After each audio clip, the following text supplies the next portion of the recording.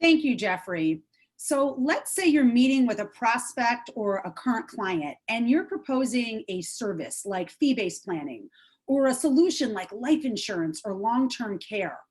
What needs to happen in that meeting to get them to say yes? What has to happen to get them to say yes to your proposal? Go ahead and just type your answer in the chat, and then Artem's going to read them to me.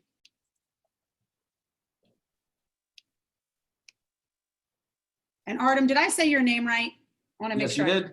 All right, awesome. Awesome. So what do we have? I know there's a delay usually with the chat. I have an I. They have trust in you, build rapport, buying atmosphere. Yeah, absolutely. So here's what has to happen, and here's how they have this trust in you, and here's how you have that kind of buying atmosphere, right? What needs to happen is that your client or prospect has to feel what you are proposing. They have to feel what they will experience when they say yes to you. So you likely already know that people buy on what? They buy based on emotion, right? And then they back their choice up with logic. And yet, even knowing that, many advisors, when they're communicating, are focused on the wrong thing.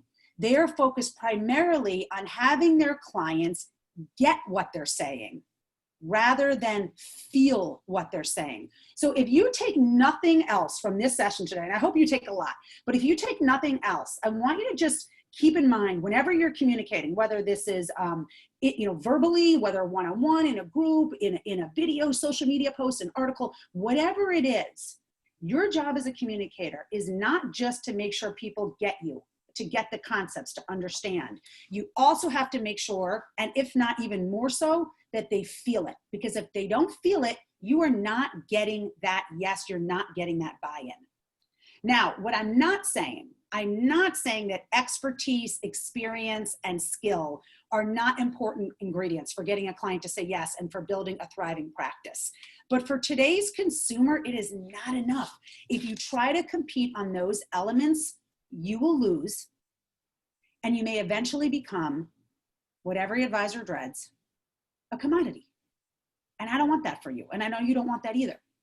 Now, you could easily think, all right, Deirdre, I've been doing this for years. My client base is solid. I'm all set. I really don't need any more strategies. But here's the deal. I want to challenge that way of thinking, because I think you'd agree over the last 5 months, things have changed massively in the economic landscape, right? And I've noticed something interesting. You probably have too. If COVID has shown us anything, it has shown us how much we really value human connection.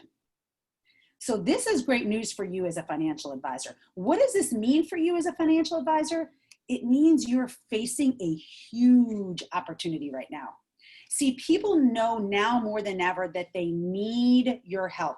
They need help with their finances, with all this uncertainty and change, and they're desperately looking for reassurance from someone they can trust.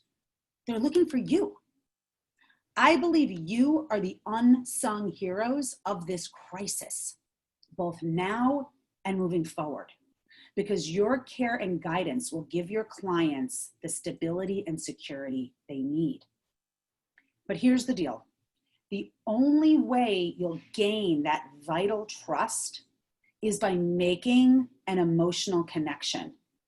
But here's kind of the paradox. Making that emotional connection is now harder than ever because you have to do it from a tech platform, right?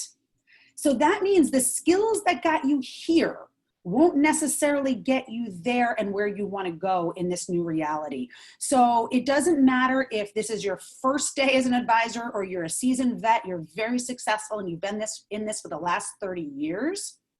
It's critically important, if you haven't focused on it yet, to start doubling down and become highly skilled at knowing how to emotionally appeal to people and to do it across all platforms, all communication platforms. Okay. And so that is what we're going to be talking about today, because fortunately, this is a skill that can be learned. And I think this is what Jeffrey was alluding to earlier when he said he heard me speak at another event. And that's why we're here. I'm on a mission to help every advisor master what I call emotionally engaging communication. So to get you started, here's what we're going to focus on in this webinar. So first, we are going to do a quick activity.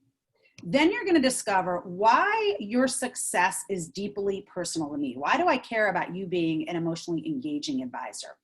After that, you're going to discover the specific strategy for increasing trust, connection, and likability in 4 minutes or less.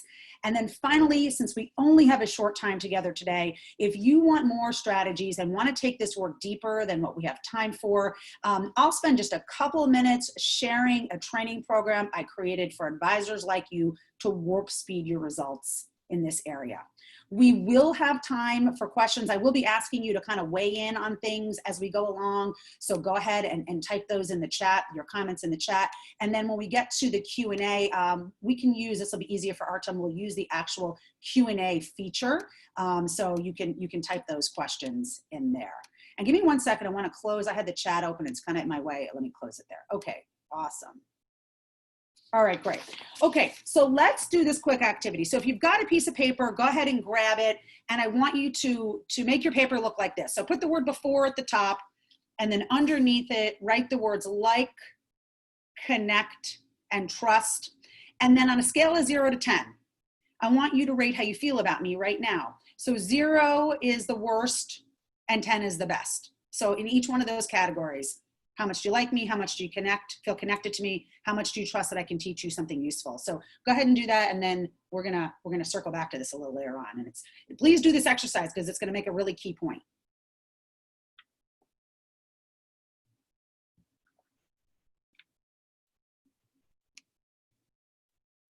All right, so let's take just a couple of minutes, and I want to tell you why I care so much about you and why this work for me is deeply personal. I want to bring you back to May 24th, 1980. It was a beautiful spring night in Chappaqua, New York. It was one of those nights where you just felt good to be alive. You know those nights where like kids are outside playing ball or tag and you can hear their laughter from your open windows. A young couple, Ray and Karen Sanseverino, were getting all gussied up to go on a date in Manhattan. And while they were getting ready, Karen turned to Ray and said, honey, you know that I've loved being home with the girls for the last 10 years, but I'm ready to get back to work and I want to talk with you about my plans on the car ride down. Ray said, all right, well, that'd be interesting. So at about 7 o'clock that night, with Karen behind the wheel, they take off for the city in their pride and joy, a 1980 Oldsmobile Cutlass Supreme. And as they're driving out of the neighborhood, they see their oldest daughter. She was one of the kids outside playing tag. So their daughter sees them, comes rushing over to the car to say goodbye. She gives Karen a kiss, bye mommy, goes back around, gives Ray a kiss, bye daddy, and then back around to give Karen one more kiss. Karen turns to their daughter and says, honey, be good for the sitter. We'll see you in the morning. And on their way they went. About 4 minutes later, they pull up to a red light, an intersection of a 4-lane highway. Karen turns off the radio, turns to Ray and says, I want to talk with you about what I want to do for the rest of my life. At this point, the light turns green. Karen pulls the car into the intersection, and they are immediately T-boned by another car running the red at 90 miles an hour. Karen was killed. She was 32 years old. Now, Ray, on the other hand, upon impact, he was forced through the driver's side windshield, and he flew 60 feet in the air and landed on the other side of the 4-lane highway. He was so far from the accident scene that initially rescue workers didn't even know he was in the vehicle. It wasn't until one of them eventually said, what's that pile of clothes doing on the other side of the highway, that they found him. That pile of clothes was Ray's broken body. But thankfully, due to divine intervention and heroic medical efforts, Ray lived. He was out of work for many months, but eventually he got better and was able to come home and care for his girls. Now, right about now, you're thinking, why are you telling me this story? Like, how do you know this story and why are you telling it to me? So let me answer those questions for you. I know this story because Karen was my mom, Ray is my dad, and I was their 10-year-old daughter playing tag. And here's what it has to do with you. As you can imagine, or maybe have unfortunately experienced yourself, losing my mom like that has had a very dramatic impact on my entire life. But there's two ways that stand out and really motivate me to help you do the work you do. And this is what they are. The first is I was very blessed in that my family was not affected financially by the loss of my mom and my dad being out of work. My parents were able to withhold and withstand the unlikely and unthinkable happening to us. But I know that's not a lot of people's situations, is it? The second, as I've grown into a woman and a mom myself, it's made me really obsessive about my own financial planning. And thus I've become very obsessive about advocating the work you do. And let me give you an example of how this has shown up in my own life. When I got pregnant with my first child, one of my very first thoughts went like this. Okay, I need life insurance. We need it now. We've got to protect our baby. So before I knew if our daughter Annika was a boy or a girl, I had dragged my husband Peter to a financial planner. We sat down, we made sure we had the right amount of life insurance, and we started the planning process. But you know what I later learned? That's not normal. That is not normal. Most people, unless they're you in your role, or they've had a life-changing event, like where life changes in a snap, right? Like it did for me, they don't think that way. That is not the first thought people have when they first get pregnant. And so what that means is right now, in and around your community, there are countless people with assets to protect, assets to invest, who are one tragedy away from total financial devastation. They need your help. They need you to protect their babies. Now you might be wondering, Deirdre, well, if you're so passionate, why aren't you a financial planner? It comes down to calling. I am not called to do your job. What I'm called to do is work behind the scenes, helping you do your job better. I am called to help you become the most persuasive, emotionally engaging, compelling communicator you can possibly be, because I know the more compelling you are as a communicator, the more likely you are to inspire your clients and prospects to take and make the planning decisions and actions they should be making today that they would rather put off for someday. And so that's through the lens that I'm going to deliver this webinar and training to, and that's through the lens that I do all my work. So that's why I'm here today. Let's jump back into why you're here today. So we're going to go ahead and we're going to do another exercise. Let me just go back to my slides here.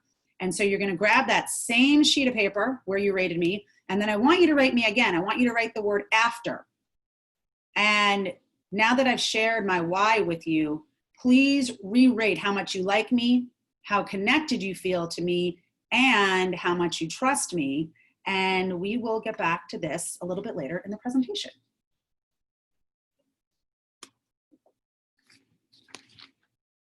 Okay, I think you got it. So for now, let's jump into the strategy that increases trust, connection, and likability in 4 minutes or less. You learned just a few minutes ago that when presenting your solutions to clients, in order to get them to say yes, they have to what? They have to feel what you're saying, and they have to feel why it matters to them. They have to connect emotionally to you, right? And to make that happen, you must appeal to the emotional side of the brain by balancing your facts and figures with language that paints a picture. Now, knowing how to create this type of language is critical to meeting the needs and staying competitive in this marketplace. But as an industry, we have a problem. And the problem is no one is teaching you how to do this. This is not a skill your certification courses are teaching you, and many broker dealers are not teaching this either. Right? And so this is why I'm so passionate about teaching you these skills, because in today's marketplace, consumers are not just judging you based on what you know, they're also judging you based on how you talk about what you know. Now, one of the main ways to talk about what you know in a way that emotionally engages people is to tell stories. And I'm not going to get into the science of storytelling because you've likely heard it before. And if not, please Google it. There's a lot of info on the efficacy of storytelling. But what you've likely never heard before, and this is what we're going to focus on because few people are teaching this is that there's certain stories in business that you should be telling. See, it's one thing to share stories on a Friday night with your friends. Those don't have to be organized. Those don't even have to make a clear, compelling point. Your friends are going to be like, land the plane, right? If you're rambling on or not making a clear point. But in business, that won't cut it. Okay, you must take this seriously, and you must know how to masterfully weave 3 specific story types throughout all of your communication, conversations, and presentations. So what are those story types? Let's take a look at the 3 story types you'll eventually want in your toolkit.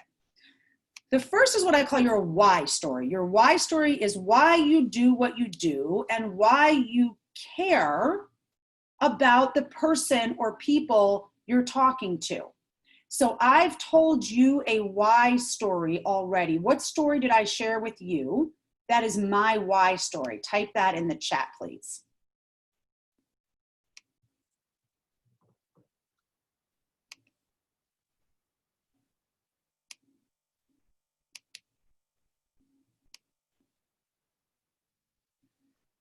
We'll just wait a couple more seconds for your answers. So Artem, when things come in, you can just let me know what people said. You have a death of a family member.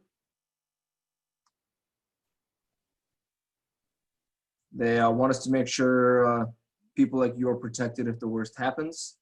Your mom's death and the financial loss. Yeah. Yeah. Satisfaction of helping others.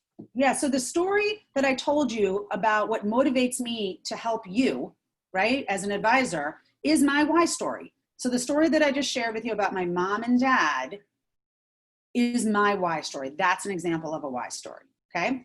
The other type of story, and I haven't told one of these yet, but I will, and I'll point it out when we do that, is what I call a desire story. And a desire story is typically a client story where you are creating hunger and desire in your listener for the same types of results that client received, or to avoid the same type of results someone in the story had. Okay, so it's evoking desire stories.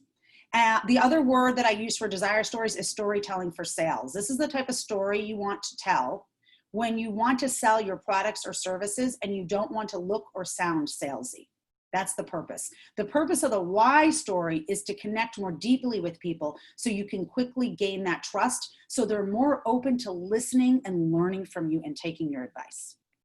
And then finally, the last type of story, and this is the story you're probably most familiar with. This is what most advisors are already doing somewhat or maybe a lot and are already familiar with them, are stories or analogies to make a point. So this is when, you're explaining a concept and you really want to drive it home, or you want to make something complex simpler, you might use a story or an analogy to illustrate the point. That's the third type of story, okay? So question for you. One of these types of stories is foundational to every single thing you're doing, okay? One of these types of stories is actually like adding lighter fluid to your conversations and presentations and marketing activities. Which story do you think it is? And go ahead and type it in the chat. Which story type of those 3, the why, the desire, and the stories to make a point? We have a lot of whys coming in so far. Yes. 1 desire, okay. More whys. Yeah, it is the why story. It is the why story. I used to think it was the desire story. I'll touch on that in a few minutes. It is the why story. So the why story is the first story that you want to start crafting. It is the cornerstone. It should be the cornerstone of your marketing efforts, okay? You want to use your why story in your one-on-one meetings, whether these are in-person or virtual.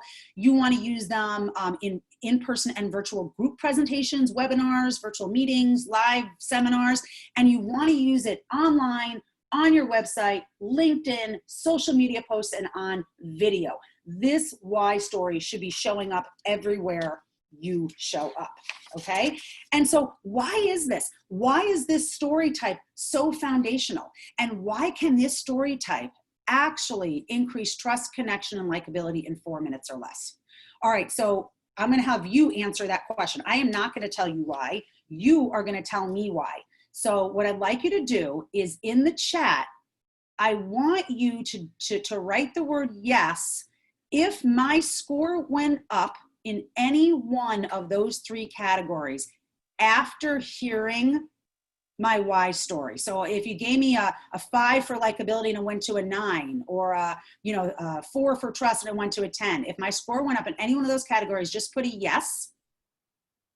Looks like we've got overwhelming yeses. Yes, this is what usually happens. When I do this live, what I do is I have the whole room stand if it went up. And it's amazing because 99.9% of the room will stand, Artem. Everybody's standing, and it's an incredible visual. So I want you to imagine you're in a room together, and I've just asked you that question, and you have all stood. You have all stood. So tell me why this is. Why did my score go up after hearing the why story? Just go ahead and type in why it went up. Emotional.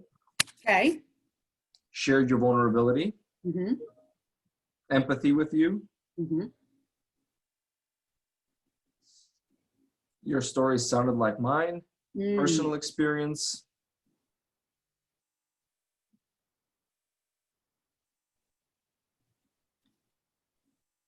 Yeah. Connected with you as a real person. As a real person. Yeah, that's great. And so here's what happens when I do, this is what, the same thing you're saying. And when I do this on webinars, this is what people are saying. I saw you as a real person. So I'm not just a talking head. I'm not just like speaker person that NAIFA Arkansas brought in who, I'm just running from thing to thing and I don't really care about you. I'm just here for a paycheck. I'm actually a legitimate real person, right? And when people see you as a real person, that matters. I connected with you emotionally, right? Several of you said emotionally. Listen, connecting with people emotionally, we already said people buy on emotion, they back up with logic. And then finally, I appreciated your vulnerability, and someone else said that, right? When we're vulnerable with people, we make ourselves real. And when we're real, people are more likely to buy in and want to follow us. Now, I share this story because the same exact thing will happen for you, right? This isn't like, oh, Deirdre's got this great why story. No, the same will happen for you. And I want you to think about this for a moment. Just like, let's just all take a pause. I'm going to ask you a question. I just want you to pause and think about this. What other skill do you have at your disposal that legitimately will allow you to increase trust, connection, and likability in 4 minutes or less? I don't think there is one. I mean, if you have one, type it in. I'd love to hear it because I want to add that to my repertoire. But I don't think there is one. And if there is, there's maybe 1 or 2 others in the world. There's like legitimately nothing. And here's the thing. The reason why it's 4 minutes is the story that I told you about my mom and dad is a 4-minute story. And I've gone around this country, Canada, other parts of the world, and I do this exercise and the same thing happens. And I've been doing it for years, over and over and over again. And I see this happen in 4 minutes or less. I've seen it happen in 60 seconds or less. If we have some time later, I'll give you an example of what that looks like. But why does your score going up matter? Like, who cares? Your score goes up. Why does it matter? Well, when your score goes up in those 3 areas, your business goes up. Right? And so I saw this happen in my own business in 2017. And someone, Artem, said the why story. I mean, the desire story, right? Before 2017, and I still can't believe this, I wasn't teaching the why story. I actually thought the why, I didn't even really know about a why story.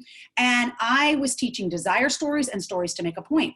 And I thought the desire story was where it was at. I thought if I just told you stories that sold you on how much I had helped other advisors, that would do the thing. And yeah, did those help build a relationship with you? Absolutely, but not nearly as much as when in 2017, it was January 11th, 2017, I was in Minneapolis. I was doing a presentation for a group of, I don't know, it was like 40 to 50 advisors. For the first time I shared a version of that story you just heard. I was terrified because I didn't know what you would think. And it blew my socks off, the reaction I got. Absolutely blew my socks off, the reaction that I got.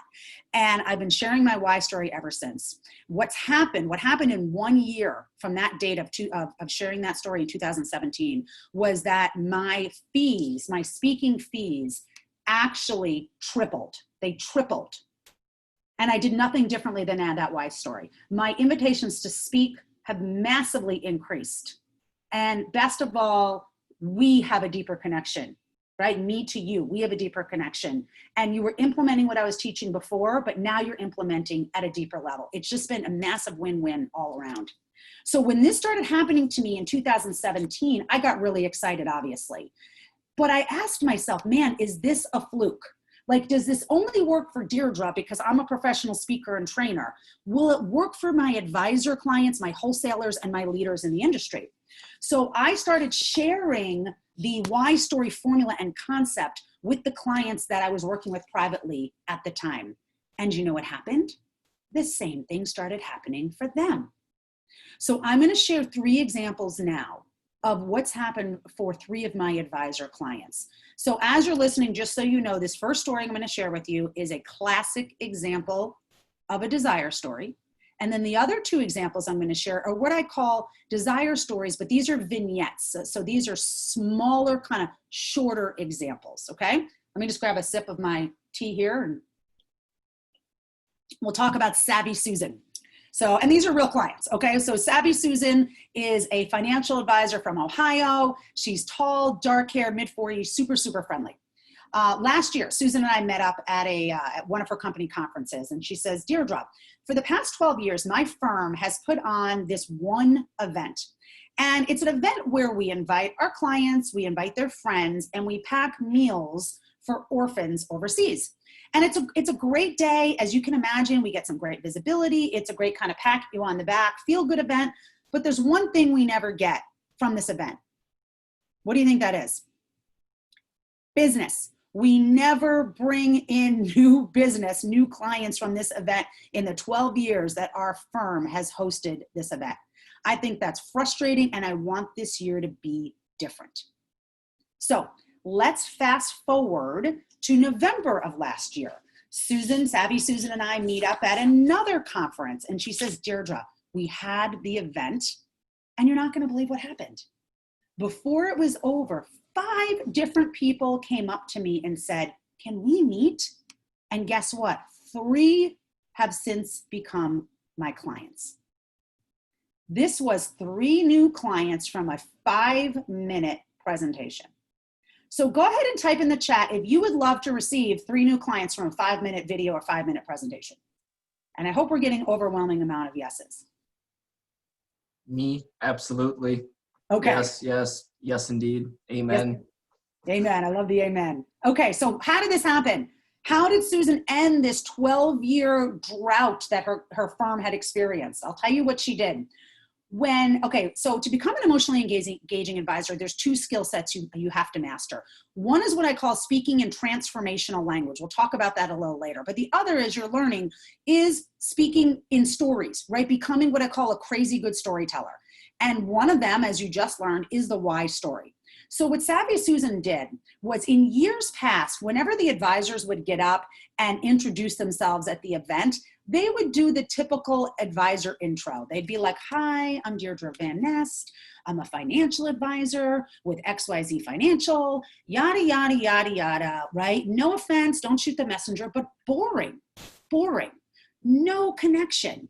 What Susan did instead, she didn't introduce herself that way. She got up and she told a story. She crafted the story elegantly. She chose the right story for this right group for this event.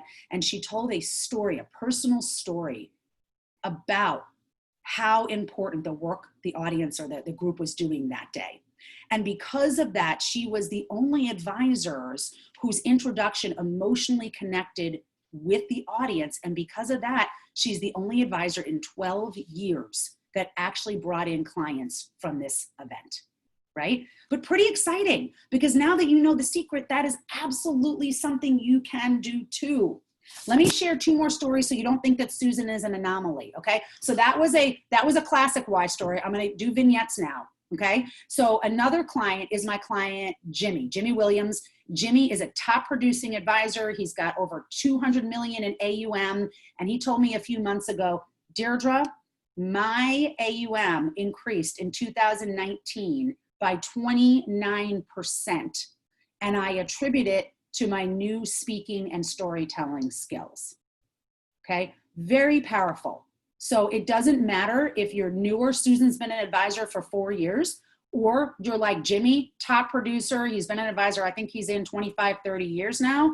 This strategy is super effective. And then finally, and this is one of my favorite stories, my client Travis is a wholesaler.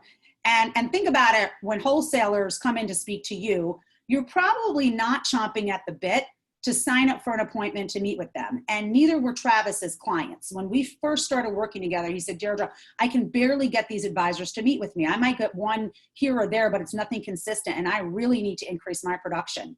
So we reworked his presentation. We added a critical why story to the opening of his presentation. Now, when he presents, 80 to 90% of the advisors he talks to sign up to meet with him. I mean, that is unheard of in the wholesaling world, okay? And it all goes back to being emotionally engaging. Okay, so those are some examples. They're not isolated. When you learn how to become skilled at emotionally connecting, you're gonna get the same exact results. Now, why is this? Let me tell you why this is. Because when you stop trying to prove yourself and you actually start being yourself, you connect with people human to human, heart to heart. And that's what clients and prospects are craving. That's what you're craving. When I stopped trying to prove to you that I could help you by sharing all these desire stories and not sharing a piece of my heart, and I actually just started being more myself, telling you what I'm about, sharing my why story, you heard what happened. You heard what happened. And my advisor clients are finding the same thing. So the bottom line is, more than your credentials, more than your level of experience, and even your client service model, your why story is your differentiator. If you're looking for the magic bullet, this is it. Okay, you can stop searching. So if you're like most of the audiences I speak to right about now, you've got some questions you'd like me to answer. So we are going to take some time. Let me just see what time it is. We've got plenty of time for your questions. So what questions do you have? And I'm going to go off slides for a moment and come full screen. What questions do you have about anything that you've heard me say here today? And let's go, you know what, let's type those in the Q&A, because I think that'll be easier for Archon to maybe not have to like sift. And if you asked a question earlier on in the chat and you don't mind moving to Q&A, that would be great. Someone said you got to offer them food. Oh, I want to know what you meant. What did I say? And then you said you got to offer them food. That's funny. What do we have? What do we have for questions? And if I'll be shocked if we don't have questions, because I was just on another training and we had 45 minutes of questions. So I'll be surprised if we don't have questions. If you don't, then I'm going to tell you some of the questions that you should be asking me. So let me know, Artem, if we have anything. Nothing right now, but there's always, oh, yeah, there is. How long should that why story last? Okay, this is great. All right, so let me give you some different scenarios. So when I'm working with my private clients, what I ask them to do is we do an exercise where I want them to do what I call a long form story. So that's a story for the stage, the live in-person stage, or the webinar stage. So the version that you just heard me tell is the long form, my stage story. That should be maximum 4 minutes, max. You do not want it longer than that, but it could be 2 or 3 minutes, okay? You're not always gonna have time, or it's not always gonna be the setting to tell a 4-minute story. So once you've written out the 4-minute story, then what I want you to do is I want you to practice bottom lining the story so that you have a 30, kind of a 60 and a 90-minute version, so that you can use this story in a variety of situations. So let me give you an example of, you just saw how I did it here to introduce the opening of a webinar. Let me give you an example of how I use this when I'm on what I'll call kind of like a job interview, right? And I think you'd agree, like I'm an entrepreneur just like you. So day in and day out, I'm always interviewing for a job, just like with you. When you're talking to a prospect, you're pretty much interviewing for the job. right? And so you want to share that why story in that one-on-one meeting. So this was, I want to say this was last summer. I got introduced to another speaker friend of mine referred me to a very, very large broker dealer. And they said, you know, Deirdre, we think Deirdre would be a great speaker for you. You should talk with her. And fortunately, two of the leaders decided to take the meeting. Now, we get on the phone, and I have no idea if they know me from Adam. And the reason why I told you this was large is they probably have a ton of what they call vendors like me, soliciting them for business, right? So I have to differentiate myself. So I'm on with these two leaders, and the question gets asked, so Deirdre, can you tell us what you do? And I said, yeah, I'd absolutely love to tell you what I do. But first, if I may take a minute or two to share why I do what I do, I think that's even more important than what I do. And they're like, sure. So here's what I said. I bottom lined my story, and I said, you know, when I was 10 years old, my mom got killed in a car accident. My dad almost died too. He was out of work for several months, but fortunately he was able to go back to work and care for us. And I was very fortunate in that it didn't affect us financially, but I know that's not the situation for many, many Americans.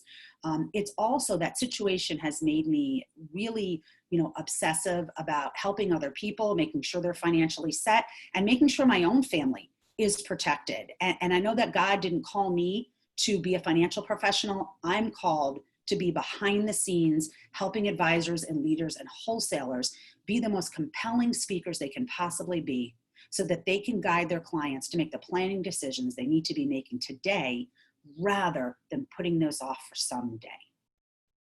So you'll see that probably, I didn't time that, but I think Artem, maybe that was what, 60 to 90 seconds, somewhere in there? Yeah, somewhere around there.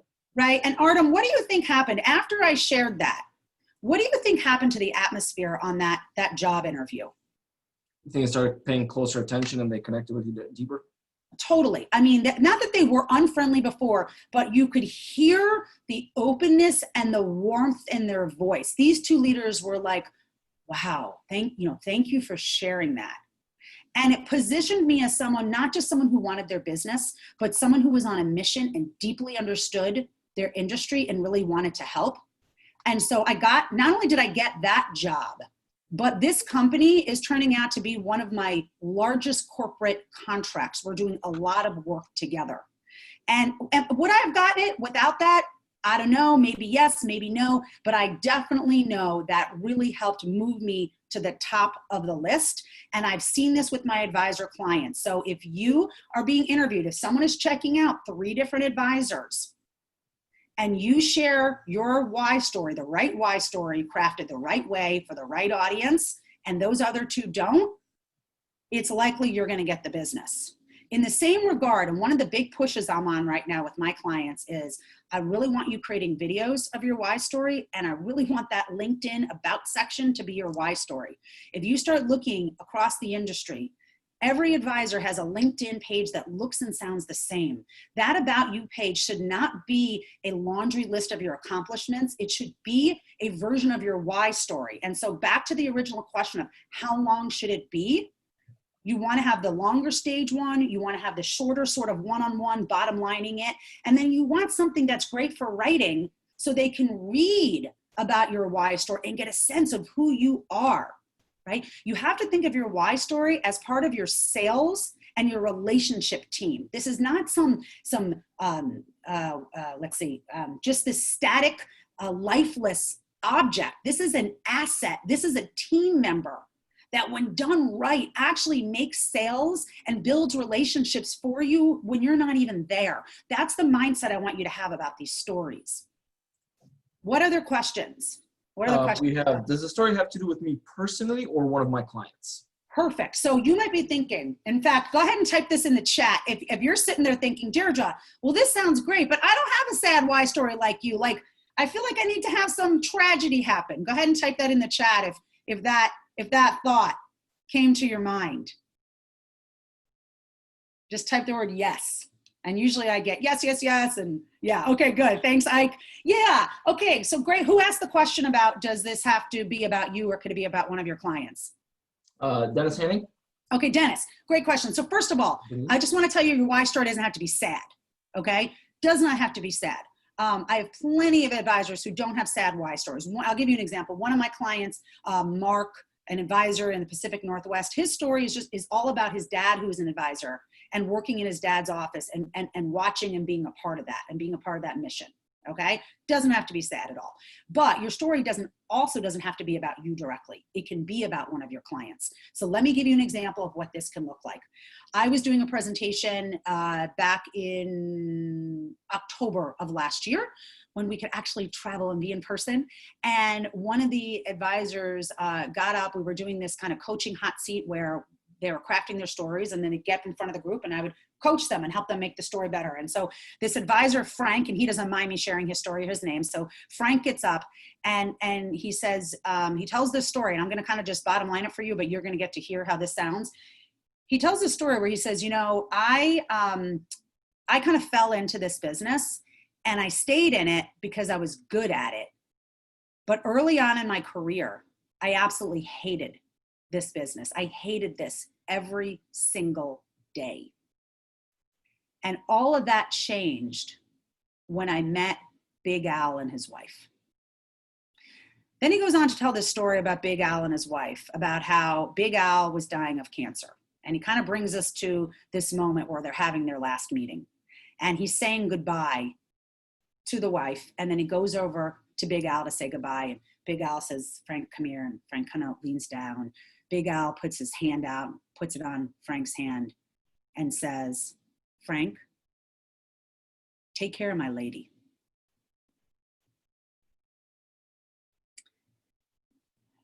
Frank said, I left that house.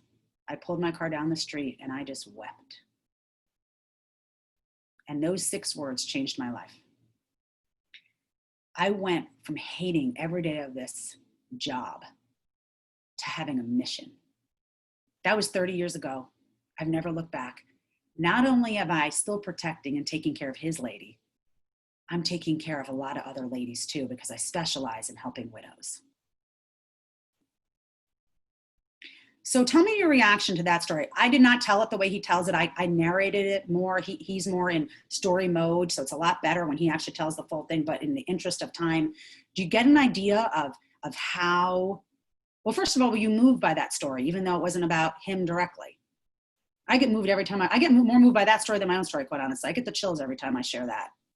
What were your thoughts? Yeah, Pam said yes is coming in. Definitely a yes for me. Yeah, right? And so your story doesn't have to be like something that happened to you in your childhood or this and that. Your story can be the mission you're on because of the clients you've helped, like a client like that who just made a massive impact in your life, or maybe someone who didn't get the help that they needed or the right help from their advisor, or someone that you saw suffering and you thought, I'm going to be an advisor because I don't want anyone I know to ever go through that. Your story can absolutely be about that. It's still about you and how it impacted you, right? So the main characters can be about other people, but you have to bring it back to, so this is why I care about you. This is how it impacted me. That's the critical piece. Does that make sense? Artem, I want to make sure that makes sense. Yes. Okay, great. What other comments or questions do we have? We have Jim George would like to know, what are the questions we should be asking? What are the questions that you should be asking? Okay, so the questions you should be asking, some of them were asked already. I wanted you to ask me about the length of time and how to use this in a one-on-one. And so maybe I gave you an example of how to use this in a one-on-one, but I want to just talk about this a little further because I feel like this is a place that advisors get a little tripped up on, like, well, how do I bring it in, especially in like these Zoom meetings? How do I like bring this in and have it feel natural? So first of all, I don't want to be overly prescriptive and say that the why story in your one-on-one meeting has to take place at this exact time or it's not going to work. That is not true at all. So I want you to play around with it and kind of find in the cadence of your meetings, where does this fit? But I want to give you just some starting points, okay, that many of my advisor clients are liking and trying. So let's just say, Artem, if we could do a little role play here, okay? So let's pretend I'm an advisor, you're my client, and Jeffrey's introduced us, and we're having a Zoom meeting, and we see each other, okay? And we get on and we do a little, you know, oh, great, he's coming on. Hey there, nice to see you. I'm back. Great. So we might both get on and I'll be like, Artem, it's so great to meet you. Hey, Jeffrey's joining the meeting too. Hey there. This is great. Okay. So I might say, you know, it's great to meet you. You know, I'm really excited to chat with you today, Artem. And I think what I'd love to know is what made you want to invest the time to have this conversation with me today? What's going on? Trying to move my life forward, trying to progress, and trying to see what my next steps are. Okay, that's great, and that's exactly what I'm all about doing. And so we're going to spend most of this meeting today getting to know you and your goals, and then looking at some strategies you can use to move your life forward. And then before we're done, if you want to talk about how I can help you implement those strategies, we can talk about that too.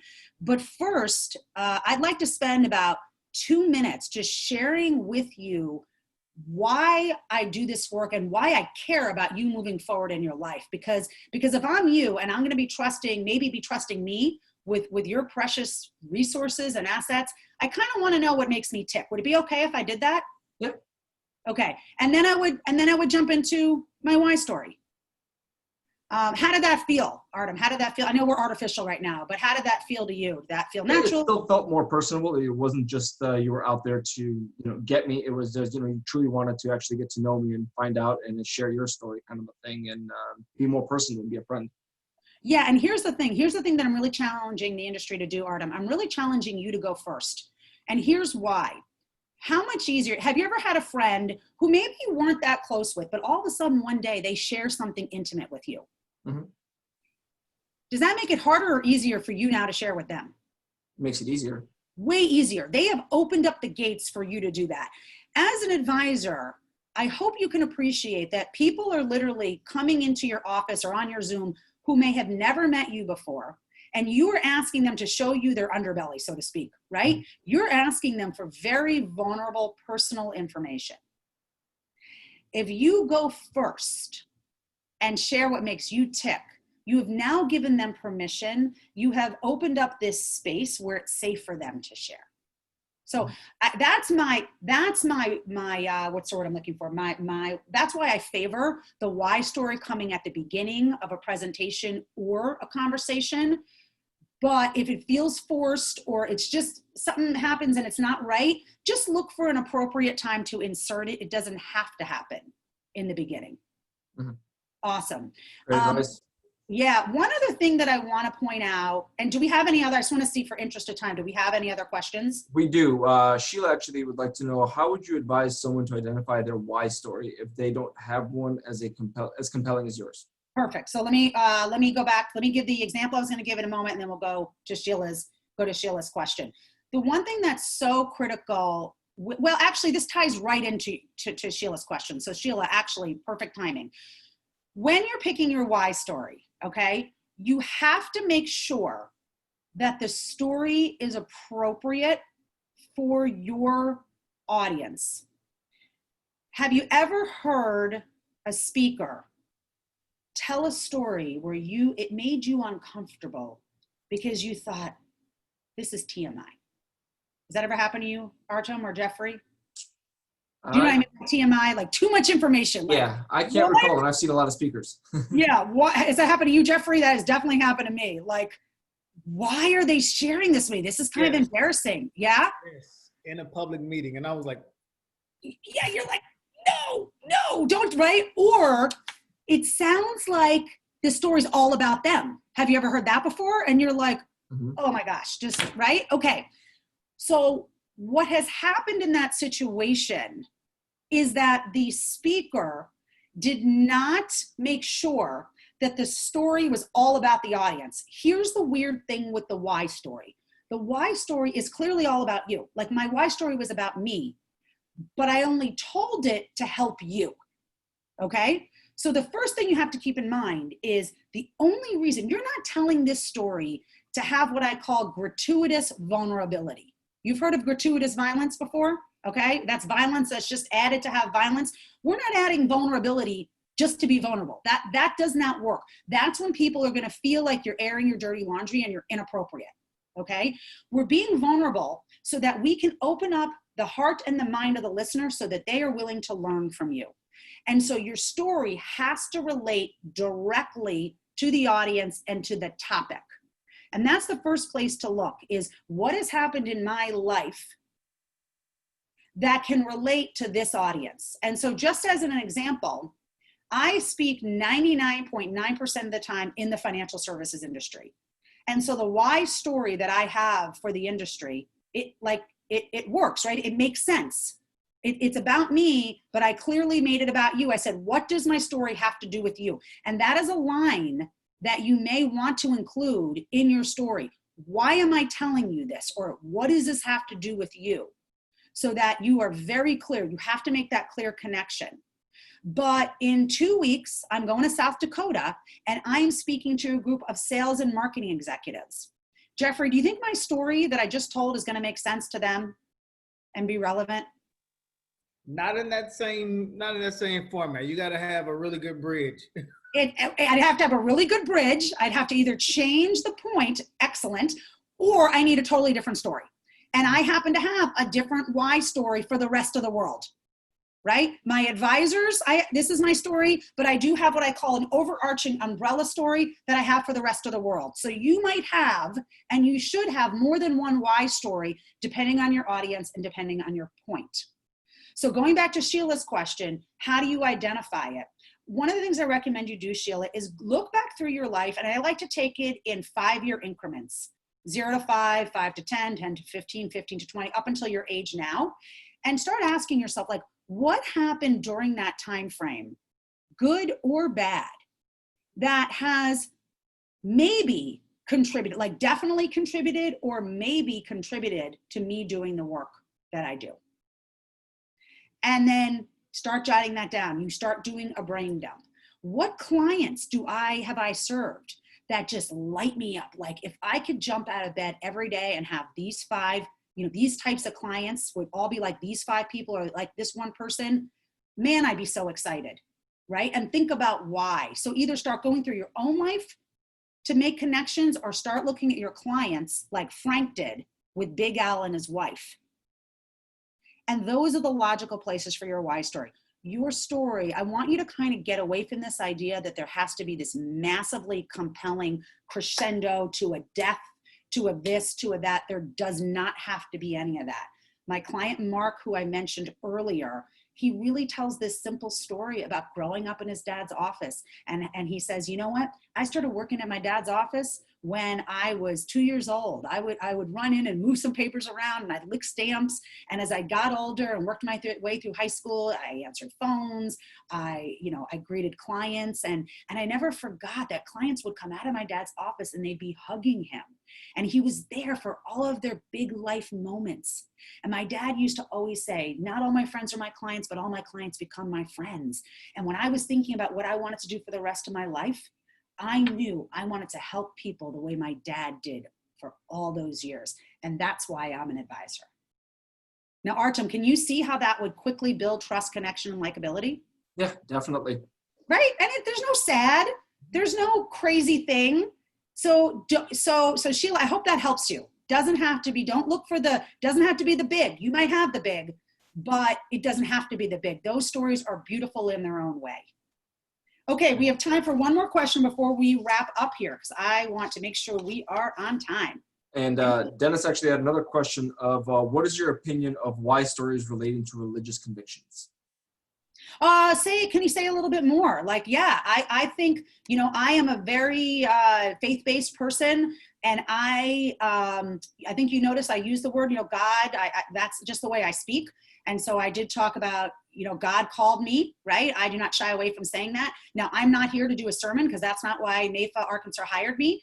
But if in your vernacular, God had something to do with it and it's your story, you'll hear me say the word bless or blessing. I may have said it today. I don't know if I did. So I want to invite you not to change who you are and sanitize who you are. I think that is no, don't do that, because the people who are meant to be your clients are going to be attracted to you for that reason. So I think it's this line between knowing your audience in the sense that You can't you can't get on a stage and give a sermon if that's not what you were hired for. But if your story is about your religious beliefs or God, then that's your story and you need to share it.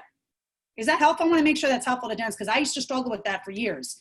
And I feel really passionate about this, that the biggest thing I can tell you, the biggest gift that you can give the entire world, and this is for every advisor and everybody listening, as a speaker, communicator, storyteller, is to be yourself. I've been a professional speaker for 12 years. I don't really feel like I started to be myself and gave myself that permission until 3 years ago. And it takes a long time to figure out who you are. But the more you can be yourself, the more fun you're going to have, the more joy you're going to have, the more you're going to be able to help people. Yeah. Is that helpful, Dennis? Yes, he said that was very helpful. Thank you. Okay, awesome. Okay, so I want to go. I promised you that I'd talk briefly about the training program if you want more. So one of the questions you might have is, how do I craft my story so that it's good enough to represent me and my brand and make all those critical emotional connections? The crafting of the story, there is a science and a formula to this, and this is critical, right? And this is the question I get all the time, which is why I created a formal training program, a virtual program to teach you how to do this, because storytelling is not an innate skill for most human beings, right? So I want to introduce you to what I call the emotionally engaging advisor. This is a virtual training program with some live group experiences and coaching from me. Okay. And the purpose of the program is to teach you how to find, craft, and deliver your why story and your desire stories so that you can do that selling without sounding salesy. And so you can make that critical connection across all platforms of communication in 4 minutes or less.